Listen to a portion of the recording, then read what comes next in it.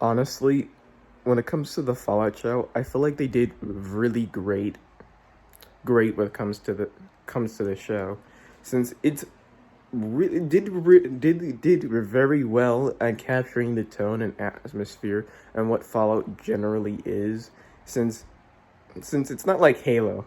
Halo to me never felt like Halo, since it never generally felt like it captured the tone, the atmosphere, or any of this, and it's something I generally feel disconnected with. But when it comes to the Fallout show, I feel like it did well in capturing everything what I feel like is Fallout. Like I'm now feel like I'm being immersed again, since I know generally what it generally feels like to play Fallout, the atmosphere, the type of language, humor, and mostly dark humor, and vice versa. And when it comes to the show, I feel like it did well in capturing it. Like the one thing I did well is when it came to the opening of it. Like the opening that we see is following the pre-world era and getting us accustomed towards what the world was like before the wasteland. And I feel like that's a really great way to start it, to give us a clear idea of what type of era this was, the type of way people talk, how they view things, especially the common fear people have of nuclear annihilation. And it's honestly the best way to show any person what Fallout's about for newer individuals who are getting into the series, since that's the one thing you should always keep in mind, is that this is not just something to please fans of this series, but to also introduce people into it, since after all, not a lot of people are gamers and not a lot of people have time to really get into them. So it's always good to actually give you a clear idea of what you're getting into, and also pique their interest into the world due to what they establish. And I feel like they did pretty well on the opening of that. And I'm gonna be very honest. I love the pre-world era of Fallout. The pre-world era of Fallout is always the most interesting thing that I wish we got a lot more content of, to get a clear idea what type of era it was before the wasteland became a thing. Like, what was the type of culture people had in this era? What did they view a lot of other countries and territories? And I even would have generally loved to see the various of vehicles we see commonly in the wasteland that's around the area, and seeing them, how they function and how they drive, or other types of technology the series never really shows off. That's just in the background or as junk. And very much love the idea that loved that we see how people use communism, call people who are not fitting the typical American lifestyle or mindset as communists. To label them, to get rid of individuals who aren't thinking a certain perspective, like everyone in the collective conscious and stuff like that. Because that is very something real I actually do see happening in Hollywood and stuff like that, where people who just don't think a certain way, or doing think a certain way, are just thrown out of these communities and communities for the certain thought process. And it makes that many ways interesting, showing the massive divide with certain people when it comes to perspectives, especially when it comes to corporations and the Great War that was going on.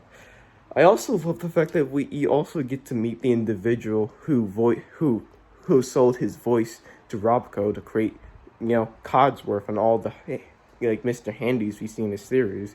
And I generally love stuff like that, where we get to meet individuals of key importance, so not really key importance, but more really key individuals that builds up certain aspects that we are knowledgeable about the world, technology, or various things. Because that is an interesting thing I kind of was curious about, involving how they created the voices for certain robots.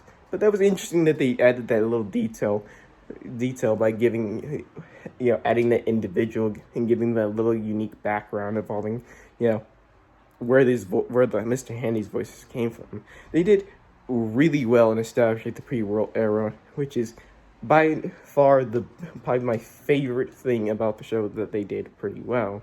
I also very much love the Wasteland and how it depicts its dark comedy, how really fucked up the Wasteland is, where everyone is just at each other's throats. There's lack of trust, and people generally stick very closely towards the communities, and some people are just so fucking like unhinged. It's ridiculous, and it's the one of the key aspects they did very well, and making it even more justified why people side with factions even more. How desperate they are for finding a world where they can trust people, live in peace, and so on, which is something I really do like. Though the one thing I really have issues, which I'm gonna be spoiling a lot, so just let you know, I had issues with the Enclave. One thing I didn't like is that we didn't get more details on why of the Enclave, of the not really the Enclave Revenants, and exactly why there's a scientist and all this and that. It would have been nice if they got into details with that, showing us that the Enclave Revenant are still around, and it would have been nice if we got more details what exactly they're doing.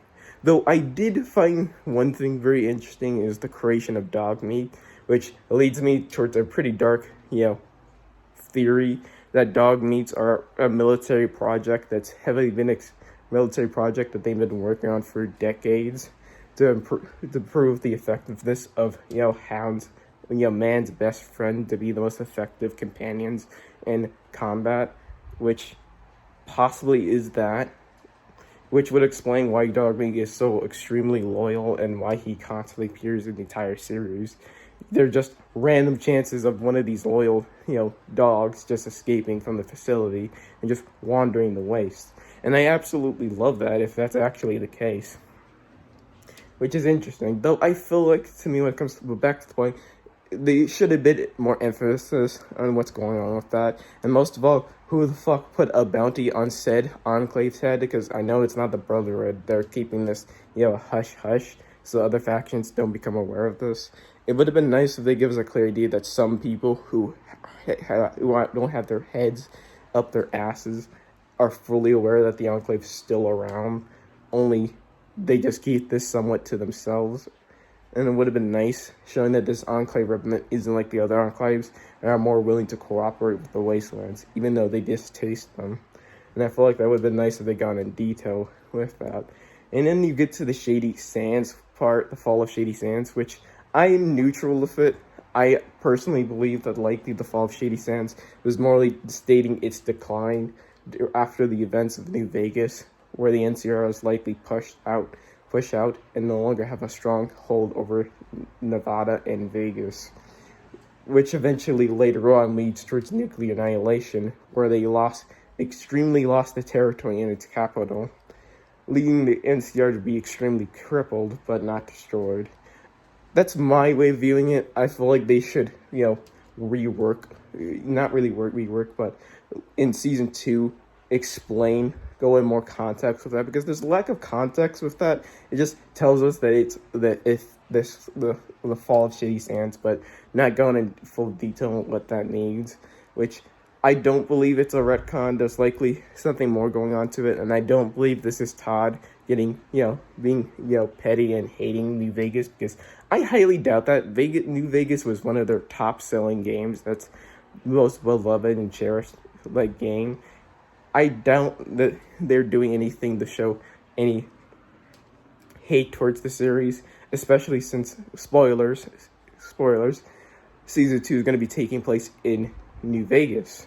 So I highly doubt they're doing anything petty like that, and it would make sense that they would do that, since that's just going to hurt their older audience if they do something like that, since they should always be faithful towards their product and towards the people who consume it. So I doubt that. I doubt that Todd has a hate bone over the series, but I feel like they should explain more in detail in season 2 and what exactly it means by fail, than just meaning its destruction. Since after all, it is true in the lore in the game. They never stated, the NCR capital being blown up. So I would love that they properly explain that. But when it comes to, the main performance, the main characters, I feel like they did excellent. Though I feel like the Ghoul did outperformed all of them, because, I don't know, his performance just was dead on. I loved a lot of it, especially mostly because of, the pre-war aspects as well. And most of all, the mystery that comes with it. His performance was just really good. But I also really did like the fact that each of the three main characters kind of do embody the whole, karma perspective, the karma aspects of Fallout.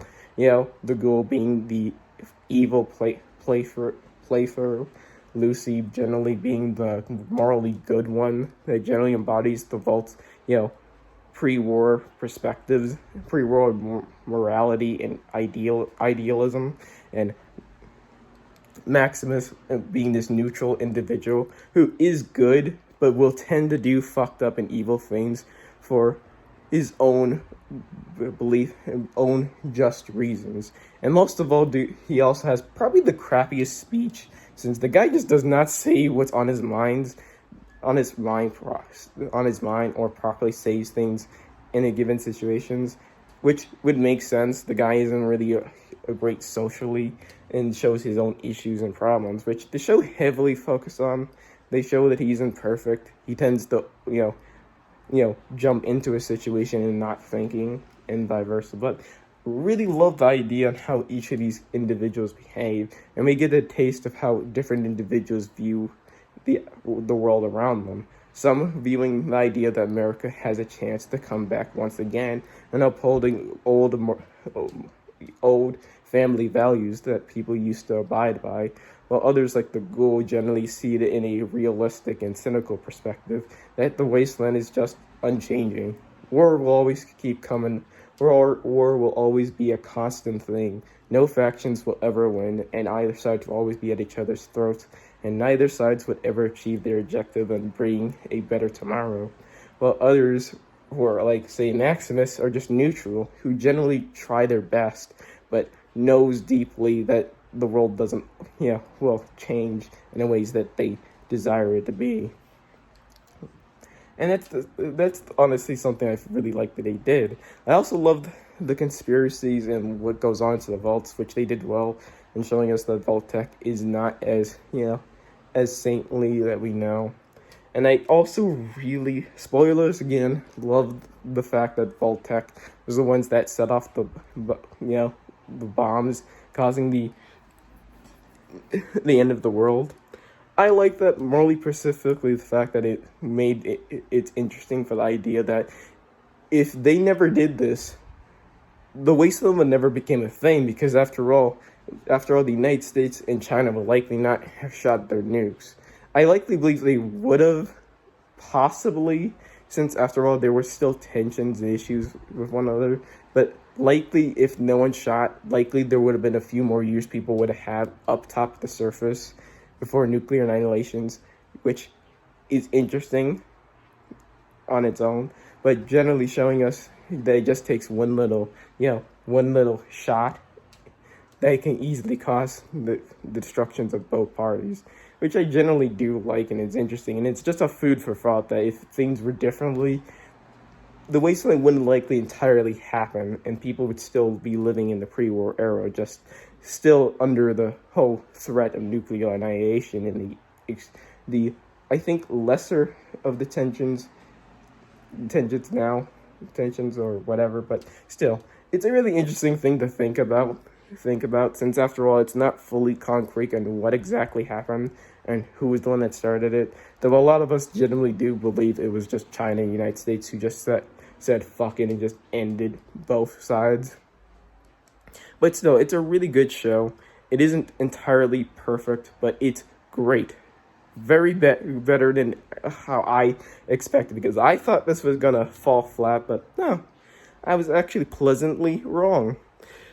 But hey, at least it's not Halo. At least it's not that.